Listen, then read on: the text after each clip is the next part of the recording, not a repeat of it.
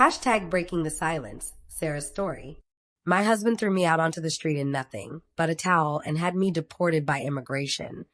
But I just smiled because he didn't know what was coming. Before I tell you everything that happened, leave me a comment telling me what city or corner of the world you're listening from. I'd love to know how far my voice has reached, because what you're about to hear could be anyone's story. The door burst open with a sharp crack. Sarah barely had time to clutch the towel covering her body. A strangled cry rose in her chest, but got stuck between her teeth when Mike's hand grabbed her arm with force, with rage. He dragged her down the hallway like she was a piece of furniture in his way. "Get out of my house," he roared with a fury that paralyzed her. "Leave and don't you dare come back." "Mike, please, the children, what are you doing?" "I'm only wearing a towel."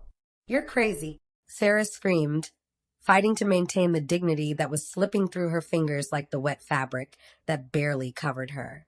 "I warned you, Sarah. I warned you 1,000 times. You brought this on yourself. You don't deserve this family. You don't deserve anyone. Now let immigration deal with you."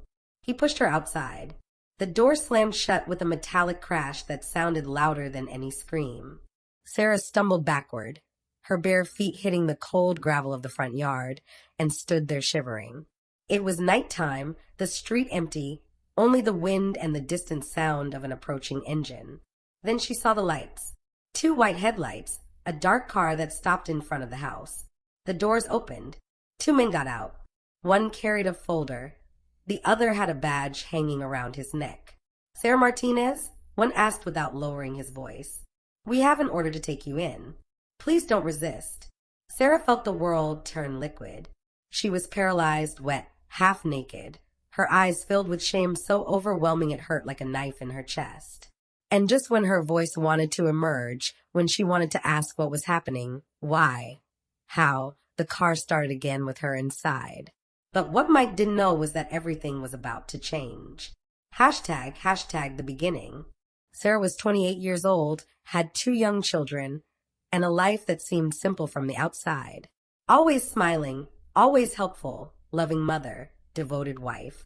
To those who knew her by sight, the parents at preschool, the supermarket clerk, the neighbor who waved from afar, she seemed like a calm, normal, discreet, invisible woman. Nobody knew she'd been having trouble sleeping for months, that every night she went to bed afraid of making mistakes, that her phone had monitoring software installed that her husband forced her to accept for security. Nobody knew that Sarah actually had no friends, that the few she spoke with back in Honduras had grown distant because Mike didn't approve of bad influences. The house was her world. The twins, her only oxygen. Matthew and James, 3 years old, were her light. She cared for them devotedly, sang them songs, cooked for them with love. Everything revolved around them. And Mike. Mike was 35, an entrepreneur, they said. Though Sarah never fully understood what he did for work. He was always busy, always had meetings, and when he was home his mood varied. Sometimes charming, funny, thoughtful. Sometimes cruel, cold, sarcastic. "Don't go out in that outfit, Sarah. You look like a slut," he told her once when she was going to the doctor. "You don't need friends. You have a family. Isn't that enough?" He'd repeat every time she tried to socialize. "If it weren't for me, you'd still be cleaning toilets without papers. You should be grateful," he'd say with a mocking tone while pouring himself another whiskey. Sarah would lower her head, smile, pretend. Hashtag the warning signs. One night, while folding clothes, she heard Mike talking on the phone in his office. The door was ajar. He didn't see her pass by. "She doesn't notice anything. It's so easy," he was saying. "I have everything under control. After this, she won't bother anyone again." She stopped. Her heart jumped strangely. The phrase left a bad taste in her mouth. She kept walking as if nothing happened, but couldn't sleep that night or the next. One morning, while checking the mail, she found a yellow envelope with her name poorly written, Sarah Martinez. No return address. She opened it. It was a notification from the Department of Family Services asking her to confirm information about her current mental state and the situation of the minors under her care. Sarah read the document 3 times. She didn't understand who had sent it, why, what it meant. She tried calling the number on the paper, but no one answered. That night she asked Mike, trying to sound casual, "Hey, did this arrive?" "I don't know what it is." Mike looked at it without blinking, took the paper from her hand, read it, and smiled.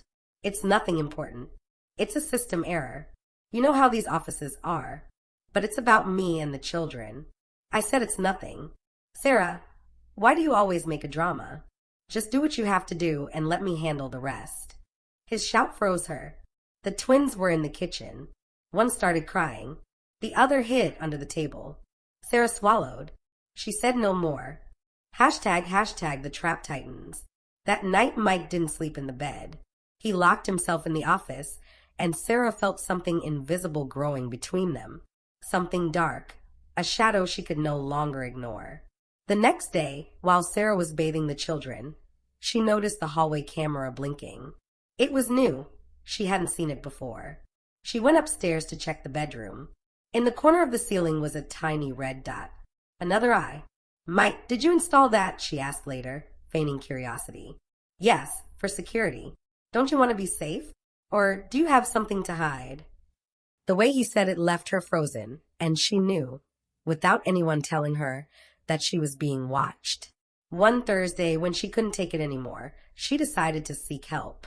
She called from the kitchen phone to a hotline for women victims of violence. She hadn't finished giving her name when she heard the door open. "Who are you talking to?" Mike asked with terrifying calm. "Nothing. It was a survey," she stammered, hanging up immediately. He approached, took the phone, dialed. Silence. "Survey," he repeated and smiled. "Sarah, Sarah, Sarah." That night he didn't speak to her, didn't eat dinner, didn't touch her. He just locked the bedroom door. Sarah slept on the floor next to the children's crib. Hashtag the final night. And then came that night. Sarah had just gotten out of the shower. She heard hurried footsteps. Then the bathroom door burst open. "Get dressed," Mike ordered without looking at her. "What's happening?" "Nothing that concerns you. Get dressed or come out like that." She didn't understand. She was soaked, barely covered by the towel, but he was already grabbing her arm. "Mike, please, what are you doing?" "You brought this on yourself, Sarah. I told you not to defy me." "You're crazy. You forced me to do this." And before she could react, he dragged her outside, pushed her into the street. And there Sarah saw it. The dark car, the men, the badges. She knew everything she suspected was just the beginning. Hashtag the journey to truth. While the official car took her through the sleeping streets, Sarah hugged herself with the damp towel still clinging to her skin. Her lips trembled. Her mind was a whirlwind. What had she done? What was happening? Who was Mike really? Where were her children? A tear slid down her cheek. Just one. Because inside her something had just broken.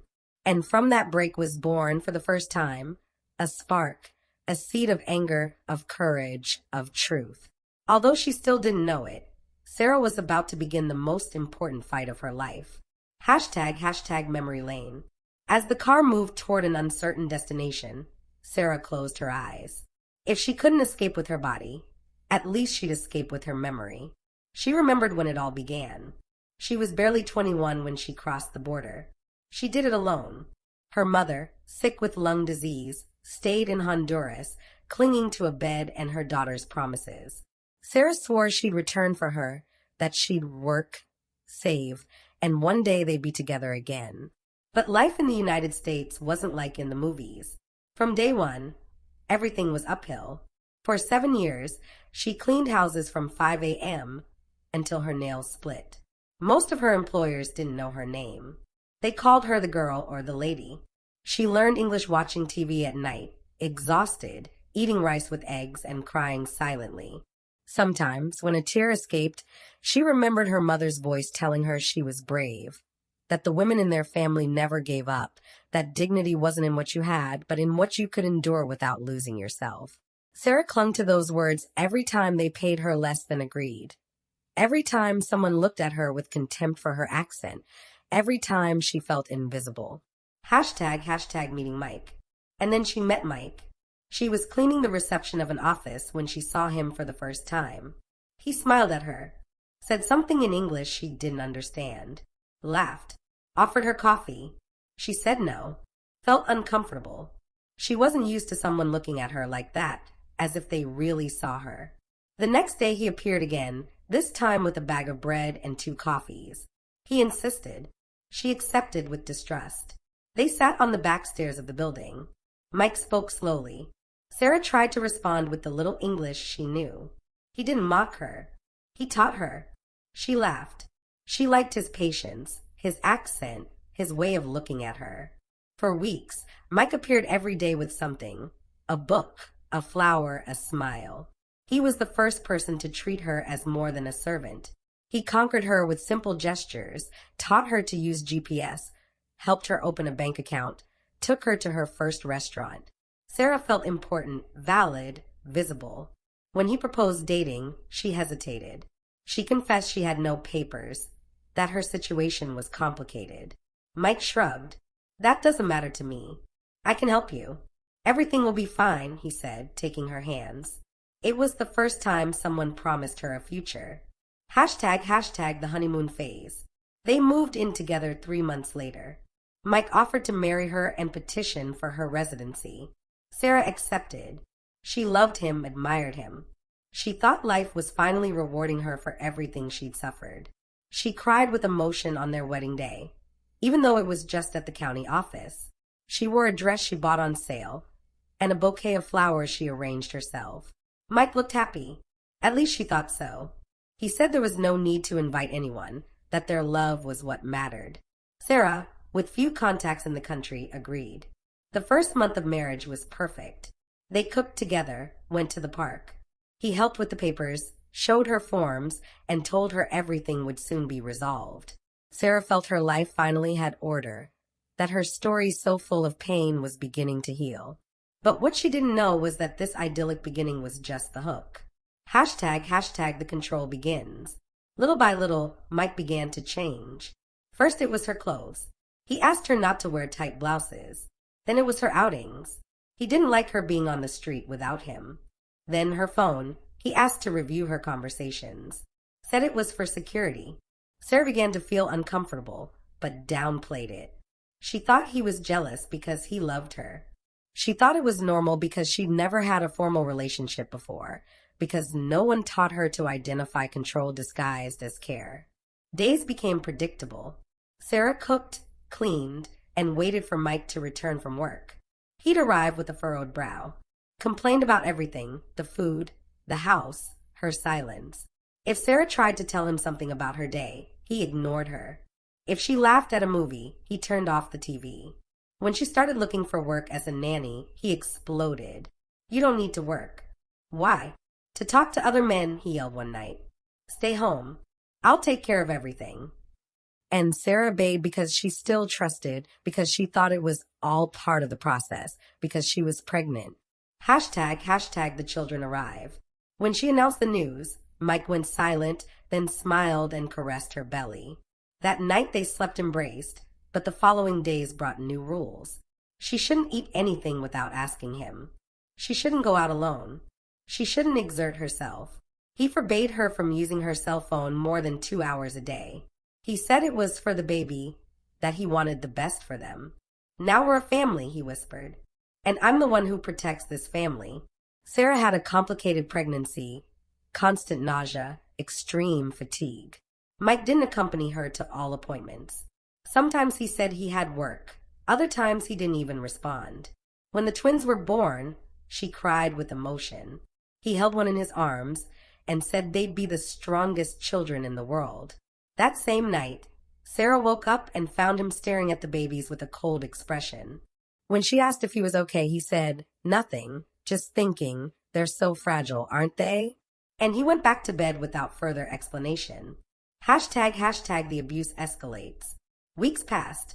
Sarah lived for the twins. Her days were diapers, crying, and lullabies.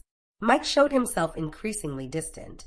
He no longer spoke to her affectionately, corrected her in front of the children, mocked her when she forgot something. When she tried to defend herself, he'd change his tone. "Are you really going to fight with me after everything I've done for you? Without me, you'd be in your country cleaning latrines." Those words stuck like knives. Sarah would fall silent.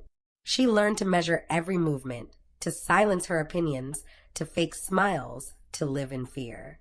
Then came the accidents, an elbow while passing through the door, a kick while sleeping, a push when she tripped over a toy in the hallway. He always said it was unintentional, that he was tired, that she should be more careful. But her body accumulated bruises, her soul scars. She thought about reporting him once, but didn't because she had no papers, because she was afraid, because she thought about the twins, because she didn't want them to grow up without a father, because he always apologized. I don't know what's wrong with me, Sarah.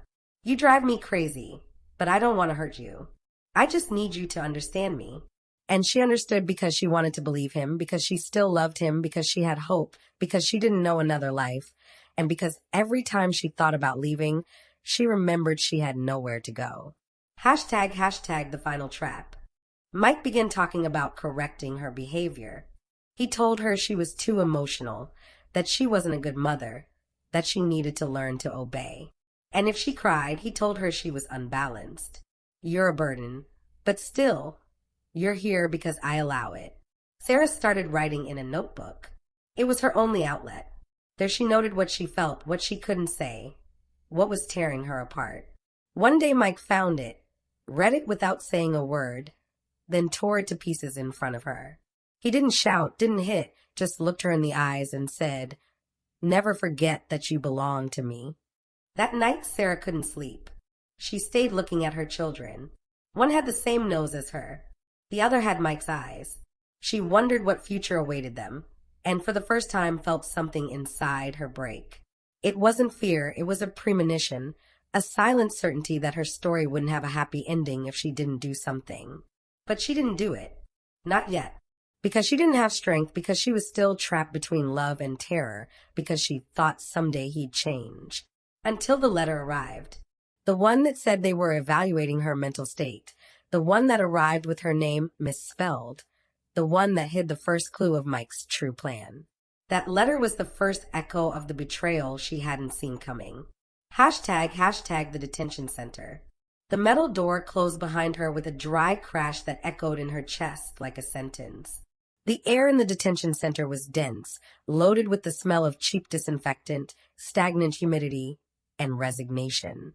Sarah walked barefoot on the frozen floor with a gray blanket over her shoulders that barely covered her body. Other women looked at her in silence, some from rusty bunks, others from corners, sitting with their backs against the wall, as if being part of the furniture was their only form of protection. A guard gently pushed her toward a corner where there was a thin mattress. No sheets or pillows, just an assigned space.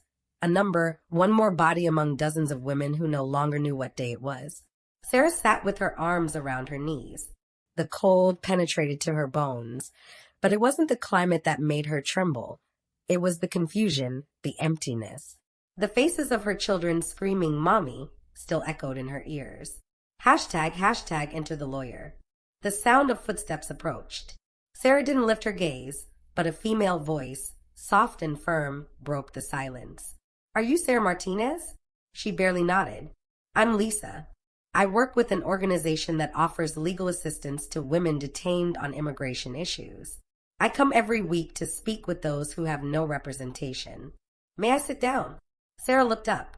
In front of her was a woman about 40 years old with hair pulled back in a messy bun, glasses at the tip of her nose, a notebook under her arm.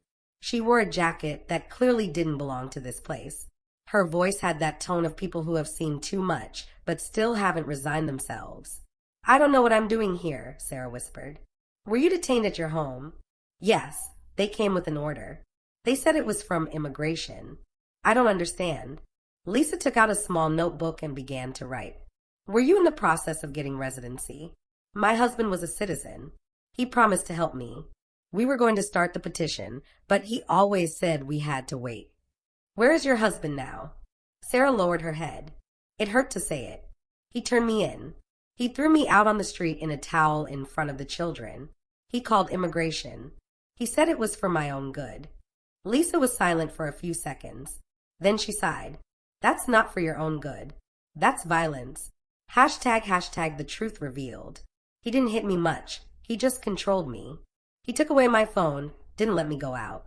He told me that without him, no one would help me, that they'd deport me, that I wouldn't see my children anymore. And now it happened. Lisa looked at her with a mixture of compassion and contained rage. Sarah, listen carefully. This isn't just an immigration case. This is a trap, and we need to review every detail. She took a folder from her bag, opened a sheet with official stamps.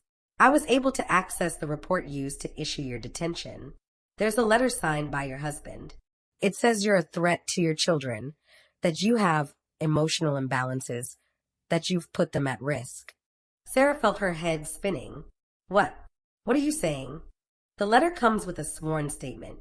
It includes photos of you crying, disheveled, and a series of printed emails where supposedly you threaten to harm the children if he abandons you. Sarah stood up. She couldn't breathe. She walked 3 steps and leaned against the wall. The world trembled under her feet. That's a lie. I would never hurt them. I love them. They're my life. Lisa nodded seriously. I know, but that's not enough for the system.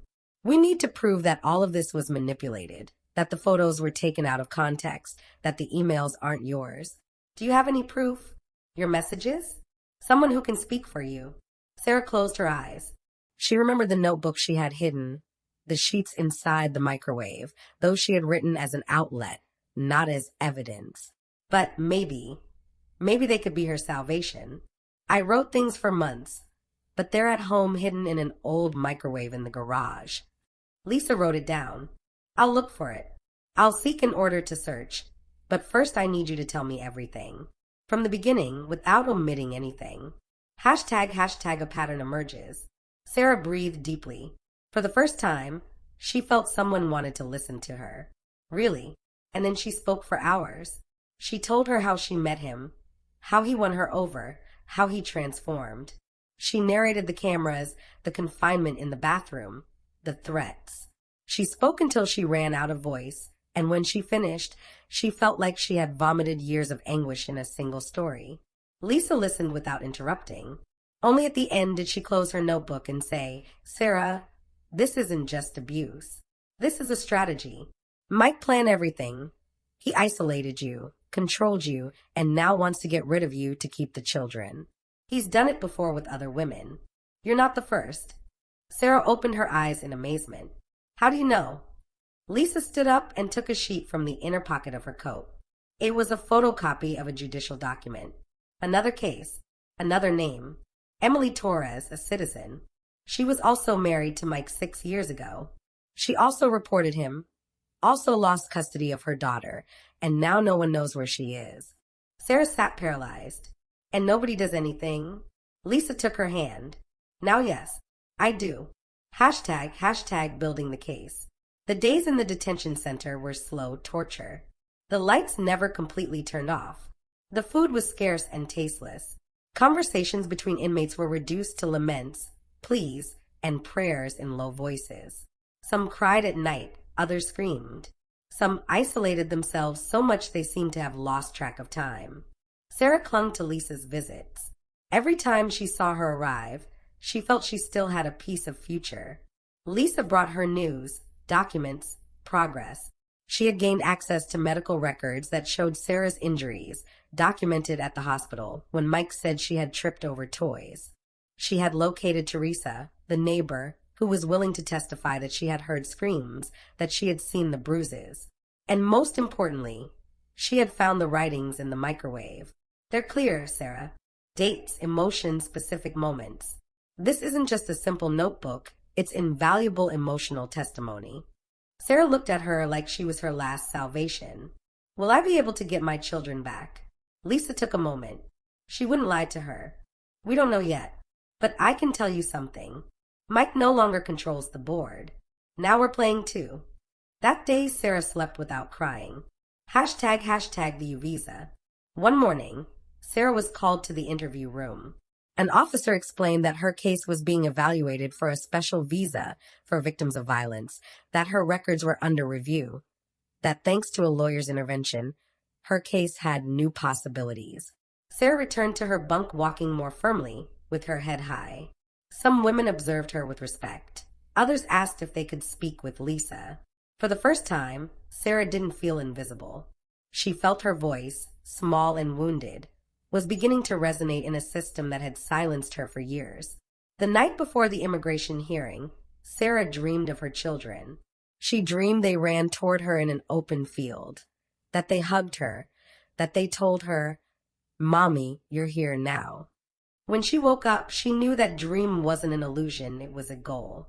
And now she wasn't alone, because there was a truth that not even Mike could manipulate. She was alive and ready to fight. What she didn't know yet was that Mike was also preparing, and his next move would be the cruelest of all. Hashtag Mike's countermove. While Sarah slept hugging the rough blanket on her bunk in the detention center, feeling for the first time a real spark of hope, on the other side of the country, Mike was signing documents with meticulous coldness. His suit was perfectly pressed, his smile well-rehearsed, and his voice modulated with the precision of someone who knows exactly what to say to convince whoever listens. Complete custody of the twins, Matthew and James, was about to officially pass into his hands. The lawyer accompanying him was an old acquaintance.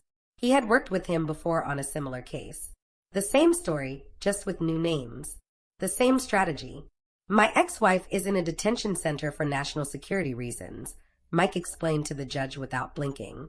"She has a history of erratic emotional behavior and has already shown violent attitudes toward our children. I'm only asking for what's best for them." "And do you have family support to help you with raising them?" the judge asked. "My sister lives nearby. I'm in stable working conditions. The children have been with me since her detention. They haven't asked for their mother." He lied. Every word was a carefully constructed manipulation. He had done it before. He knew how to sound convincing, how to create the perfect scenario. And the judge, without questioning too much, signed the temporary resolution. Complete custody for Mike Miller. The next step was to disappear. Again. Hashtag Emily Torres speaks. At the detention center, Lisa entered with a tenser expression than usual. She carried a thick folder with several colored separators. When Sarah saw her, she immediately knew something was happening. "What happened?" she asked, sitting up quickly. Lisa didn't respond immediately. She sat in front of her, breathed deeply, and left the folder on the table. "Mike already has temporary custody of the twins. He presented false statements, used your writings out of context, and submitted medical reports that don't match your history. He's built an entire case against you, not just as an irregular immigrant, but as a dangerous mother." Sarah collapsed in the chair. She didn't cry, didn't scream, just stayed silent, as if her body couldn't process one more wound. "It's not possible," she whispered. "They're my children. No one takes care of them like I do. He didn't even carry them when they were babies. He didn't know how to prepare their food."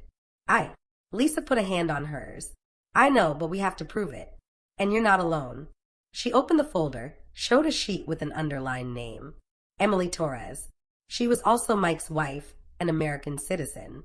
They married in Florida 6 years ago. They had a daughter. When the girl turned 3, Emily was accused of negligence. Mike presented evidence, witnesses, even recordings of supposed mistreatment. He obtained complete custody. Emily never saw her daughter again. Sarah sat paralyzed. "And nobody does anything?" Lisa took her hand. "Now yes, I do." She showed her phone. "She contacted me last night. She wrote from a protected account.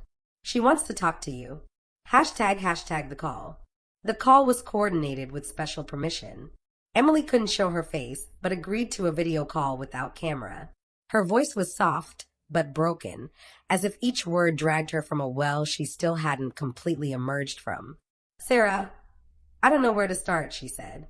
"I also thought he was the love of my life. He took care of me, protected me until our daughter was born. Then he changed. He told me I was a bad mother, that I was crazy, that I needed medication. And when he couldn't control me emotionally, he isolated me." Sarah closed her eyes as she listened. "He made me sign documents I didn't understand, recorded me crying, provoked me to scream. Then he edited the audios. He took my daughter away legally. The system protected him because he was a white man with financial stability. I had no proof, just my word." "Did you try to get her back?" "Yes. But when I went to look for her, they were no longer there. He moved, changed his phone number. I never heard from her again. I lost everything. I lost my identity. I changed states. I hid, but I haven't stopped looking. Sarah felt a chill. The same one you feel when you look a monster in the face that you thought was your savior. Do you think he would hurt the children? There was a long silence. I don't know what he's capable of, but what I do know is that he uses them as tools, as trophies. He doesn't raise them, he possesses them. Sarah felt nauseous because that idea was too real. Mike never played with the twins. He only showed them on social media. He only talked about them when he wanted to seem like an exemplary father. It was a facade, a postcard. Emily, Sarah said, why did you decide to speak now? Because I found out about you. Because I read your story. Because I can't keep quiet anymore. Because if you win, we all win. Hashtag the fight back. Sarah hung up with trembling hands. She looked at Lisa with a different determination. It wasn't desperation, it was decision. I'm going to fight even if it takes me years. Even if I lose everything. I won't let my children live with him. I won't let another woman go through this. Lisa opened a different folder. Then we need to file a formal application for AU visa. It's for victims of violence who collaborate with justice. We need your complete testimony, documents, evidence, everything. Sarah nodded without hesitation. Do it. I'm ready. The following days were a marathon. Lisa organized a timeline with each event. She began evidence collection. Sarah wrote in detail every episode of Control, every threat, every domestic accident. Teresa, the neighbor, sent a signed statement. Medical records were compiled. The sheets hidden in the microwave were presented as key evidence of a pattern of abuse. But Mike was also moving. While Sarah fought to get out legally, he planned a final move. One night, Lisa received a call from an unknown number. It was a social worker from Texas. I wanted to inform you, counselor, the woman said. Mr. Mike Miller requested a permit to leave the country to travel with his children to a spiritual retreat in Canada. He says he needs to heal with his children after the trauma caused by the mother. Lisa hung up without responding. She ran to the detention center, asked to see Sarah, had her taken out of her cell at midnight. Mike wants to take the children out of the country. He says it's temporary, but if he does, we'll lose them. Sarah felt her heart stop. Her legs trembled. Can he do it with temporary custody? Yes, but we're on time. We can block the permit if we prove there's an open investigation. I already sent the request, but if we don't act now, he might disappear. Like he did with Emily's daughter. Sarah gripped the edge of the table, breathed deeply. He won't succeed. I won't allow it. Hashtag the turning point. That night Sarah wrote a letter. The longest she had written. It was for her children. She didn't know if they'd read it soon, but she needed it to exist. She told them who she was, how she had loved them since before they were born, how she had fought for them since they came into the world. She promised them she wouldn't give up, that even if others told lies, the truth would always find its way. The letter was sent along with her formal U visa application. Lisa made sure to deliver it to the family court as emotional evidence. It was risky, but it was real. 2 days later, the court received an urgent notification. A federal judge issued a travel ban for Mike Miller until the accusations against him were clarified. Custody, for the first time, was under evaluation. Sarah found out immediately. Lisa brought her the news in person. We stopped him. He won't be able to take the twins out. Sarah cried, not from sadness but from relief. And through tears, she said a phrase that marked her rebirth. This time he won't erase me. Because now she knew she hadn't been the only one, that other women had also been erased, silenced, manipulated. But now a voice had risen and wouldn't be silent. There was still a road to travel, but the truth could no longer hide. And Sarah was no longer afraid because she had discovered the most powerful weapon of all, her story. And she was ready to tell it to the whole world. Hashtag the return. The plane landed at dawn. Sarah looked out the window with her fingers gripping the seatbelt. Beside her, Lisa offered a silent look, but loaded with certainty. She was returning to the United States legally with AU visa in process, recognized as a victim of violence and active collaborator in an open investigation for fraud, abuse, and judicial manipulation. She wasn't the same woman who left handcuffed in a towel, broken inside without a voice. She was another, thinner, with deep scars, yes, but with her head held high and a strength that no longer came from fear, but from pain transformed into fire. Getting off the plane, she breathed deeply. The air tasted different, like freedom. Lisa offered her a jacket. It was cold. Sarah put it on without taking her eyes off the horizon. That land that had spit her out now received her under another light. Not as an illegal, not as a threat, as a mother, as a survivor. "Are you ready?" Lisa asked. Sarah didn't doubt. "I always was. I just believe it now." #, reunion. The reunion with the twins was brief, supervised by social workers and surrounded by protocols. But for Sarah, it was a breath that returned her soul to her body. Matthew looked at her strangely. James hid behind a caregiver's leg. Many months had passed. They were no longer the babies she remembered. They had grown without her. Sarah knelt in front of them. "Hello, my loves. I'm Mommy." The children didn't speak, but Matthew looked at her for a few seconds and timidly approached to touch her hair. "Are you sad?" he asked in a small voice. Sarah couldn't contain her tears. She smiled through them. "No, my love. I'm happy to see you. I missed you so much." The social worker intervened. Time was up. Sarah watched them walk away holding the caregiver's hand, feeling like they were being torn from her again. But this time it wasn't with violence. This time it was with the promise they would return. And she was willing to do everything to fulfill it. #, the trial. The trial was set for the following Tuesday. Sarah and Lisa worked day and night to prepare every detail. The courtroom would be full.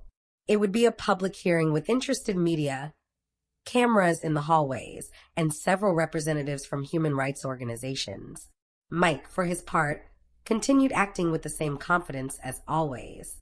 His lawyer, a man with a stone expression and calculated rhetoric, advised him to maintain his clean image, exemplary father, victim of an unstable foreign woman with hidden interests. The reports presented by his defense were a mixture of disguised truths and manipulated evidence. The same photos, the same emails, the same accusations as always. But this time Sarah had something she didn't have before: documented truth, and a lawyer willing to dismantle each of the lies. On the day of the trial, Sarah arrived dressed in a sober, elegant outfit, her hair pulled back, her gaze firm. Lisa accompanied her like a shadow, always close, attentive to every movement. Mike was already there. He looked at her without expression. There were no traces of guilt, just that air of superiority Sarah knew too well. The judge entered. The hearing began. #, the evidence unfolds. The prosecution opened the case with a clear and direct presentation. This was about a pattern of systematic manipulation, psychological violence, judicial fraud, and illegal use of the immigration system to obtain total control over minors. Mike's lawyer intervened immediately. He alleged his client was a responsible father who had only wanted to protect his children, that Sarah had emotional antecedents, and that her erratic behavior had been documented. Lisa stood up calmly and asked for the floor. She handed the court a folder with more than 200 pages. It included sworn statements, medical records, screenshots, voice recordings, and a psychological report on Sarah signed by an independent specialist. The first evidence presented was the original letter Mike signed to report Sarah. Lisa demonstrated the signature was replicated in at least 3 documents with different dates. Forensic comparisons were used to prove Mike had falsified documents in his own name to build the case. The judge frowned. Then they presented the emails Sarah supposedly had sent. A computer expert explained the IP addresses didn't match devices used by her. They were emails created from an anonymous VPN. The trap was exposed. Next came the voice recording where Mike, believing he was speaking privately with his lawyer, mentioned, "Once we get her out of the country, she won't be able to return, and the children will be mine forever." The silence in the room was absolute. Mike shifted in his chair. #, Emily's testimony. Lisa called Emily Torres to testify. Emily appeared by video call, her face visible, her voice trembling but determined. She told everything: the same pattern, the same type of manipulation, the same lies. She described the day her daughter disappeared. She told how Mike falsely accused her, how she lost custody, how she tried to kill herself. The testimony shook everyone. "If this court doesn't act," Emily said, looking directly at the camera, "he'll do it again with another woman, with other children." This isn't a trial about custody. It's a trial about impunity. Hashtag Sarah's testimony. Sarah was the last to testify. She stood up, walked to the stand, and breathed deeply. The room was silent, all eyes on her, including Mike's. "My name is Sarah Martinez. I came here for my children, not for revenge. I came because they deserve to know the truth. Because I grew up believing silence protected, that if I stayed quiet, he wouldn't hurt me more. I was wrong. Silence was what protected him." The judge observed her attentively. Mike crossed his arms. His lawyer tried to stop the testimony, but the judge allowed her to continue. "For years I believed it was my fault, that I was weak, that I was the one who had to change. Meanwhile, he planned how to erase me from my children's lives. He called me unstable, locked me up, watched me. But he couldn't destroy the one thing he can't falsify, my love for them. And that's what brought me back." The judge asked her to take her seat. Sarah returned to her chair. Lisa squeezed her hand. On the faces of several people in the audience were tears. Hashtag the verdict. The judge retired to deliberate. They were the longest 30 minutes of Sarah's life. Each tick of the clock was a brutal beat in her chest. Mike remained impassive, though his lips trembled. He no longer looked so sure. The judge returned. His voice was firm without hesitation. "After reviewing the evidence presented, hearing the testimonies, and analyzing the pattern of conduct, this court determines that Mr. Mike Miller has engaged in judicial manipulation, document falsification, psychological violence, and attempted kidnapping. His custody is revoked immediately. Mrs. Sarah Martinez recovers guardianship of her children permanently. Additionally, a criminal investigation is opened against him. He will be detained this afternoon." Mike stood up shouting, "This is a trap. This is a lie. You're all against me." 2 officers restrained him. Sarah watched without moving. She saw him kick, insult, try to resist. She saw him finally as he really was, a common man without power, without masks. Nobody defended him. Nobody applauded him. The judge retired. The room fell silent. Then a timid applause, then louder. A silent recognition of a woman who had crossed hell and was standing. Sarah allowed herself to cry, this time from relief, from victory. Lisa hugged her. "You did it." Sarah shook her head. "We did it." Hashtag new beginnings. That night, Sarah slept with her children for the first time in many months. Matthew curled up on her chest. James played with her hair until he fell asleep. She looked at them as if they were a miracle. And they were, because despite everything, they were still there, and now they were finally free. But most importantly, now she was 2. Sarah woke with Matthew's steady breathing on her chest and James's little fingers clutching her blouse. The soft light of dawn filtered through the window, drawing warm shadows on the white walls of the small apartment they had temporarily assigned her after the trial. She had slept with the children in the same bed, like in the old days, like when nightmares weren't real yet and the world was just a house that smelled like chicken soup and lullabies. For the first time in years, she didn't feel afraid when opening her eyes. She didn't startle at a noise or run to look out the window to check if someone was spying on her. She didn't check her phone expecting threatening messages. She didn't feel she had to ask permission to breathe. That morning was different. That morning she was free. Hashtag building a new life. The following days were a mixture of paperwork, adjustments, documents, new routines. Sarah found work as an administrative assistant at a foundation supporting migrant women. They gave her a scholarship to complete her studies. She enrolled in night classes. In the mornings, she dropped the twins off at school. At night, she cooked with them, read them stories, and sang them songs she had almost forgotten. James had stopped wetting the bed. Matthew no longer had nightmares. Both were beginning to laugh again, to run without fear, to play without looking over their shoulders.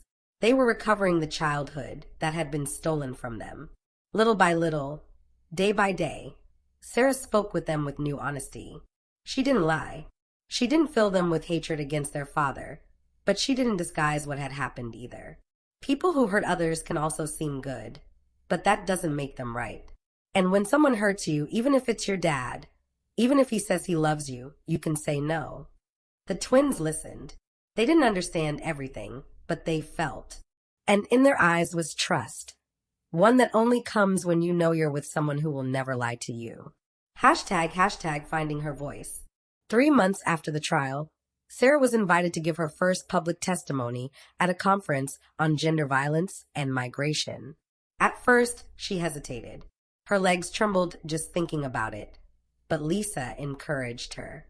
Your voice can change lives. Like Emily changed yours, like you could change someone else's. The conference was held at a university. The auditorium was full. Women of different ages, students, activists, professionals, mothers, daughters, even men who had lost sisters or wives because of silence. Sarah went on stage in a simple dress with her heart beating in her hands. Lisa watched her from the front row. The twins weren't there. They had stayed with a trusted caregiver. It was the first time Sarah had separated from them since the trial, but she knew it was necessary. She took the microphone. Her voice came out soft, then firm. My name is Sarah Martinez. I'm a mother, a migrant, and a survivor. She told her story from the beginning. She didn't omit the fear or shame, nor did she disguise her silence. She spoke about how love can be confused with control, how a promise can become a cage, how the system often protects the aggressor because it's designed to distrust the victim. For years, I believed I deserved what happened to me, that if I stayed quiet, everything would be fine, that if I endured a little more, he would change. He didn't change. What changed was me. There was applause, but strongest were the looks. Some women cried. Others looked at her with admiration. Sarah breathed deeply and closed with a phrase that wasn't in her original speech, but was born alone. Nobody can save you if you don't decide to save yourself first. But that doesn't mean you have to do it alone, because now we're no longer alone and we're never going to be quiet again. When she came down from the stage, a woman approached her. She was young, maybe 20 years old. She had swollen eyes and a scar on her cheek. Thank you for saying what I haven't been able to say, she told her. I still live with him, but now I know I can leave. Sarah hugged her. She said nothing. It wasn't necessary. Hashtag letters of hope. One day in her mailbox, Sarah found a letter without a return address. It was a white, thin envelope with her name handwritten. She opened it carefully. Inside, a note. Sarah, my name is Camila. I was also with Mike. I didn't know about you until recently. I never imagined someone like him could fall. I thought he would always win. But you spoke. You faced him. Thank you. I'm ready to do the same. We're no longer alone. Sarah closed her eyes, held the letter against her chest, and for the first time in a long time, smiled with peace. Because she had started as a broken woman, an abandoned mother, an invisible migrant. And now she was a voice, a testimony, a refuge. She was no longer just a story of pain. She was a path, an example, a living truth. And although she knew the world was still full of trapped women, children in danger, unjust systems, she also knew that silence was losing ground, because every story told was one less brick in the wall of impunity. Sarah hadn't just won, she had rebuilt herself. And in her new version, she was invincible. Sometimes life drags us to the abyss, but from the bottom, you can also build a new version of yourself. Hashtag a message of hope. If you or someone you know suffers violence, there is help. You are never alone anymore. What did you think of this story? There are many people who, like Sarah Martinez, are living silent battles every day. Our hope is that her voice has also resonated within you. If this story touched your heart, share it. Make more people feel accompanied. Be part of the change. Tell us in the comments what you would have done in her place. What city are you watching from? Reading you makes us feel closer to you. And if you haven't done it yet, like, subscribe, and hit the bell. Each gesture of yours is a sign that these stories must continue being told. Don't leave yet. Our next moving story is already appearing on your screen. Click on any of them and keep exploring this universe of real, moving, and necessary stories. Thank you for being here. Thank you for feeling with us. We send you a huge hug wherever you are. See you in the next one.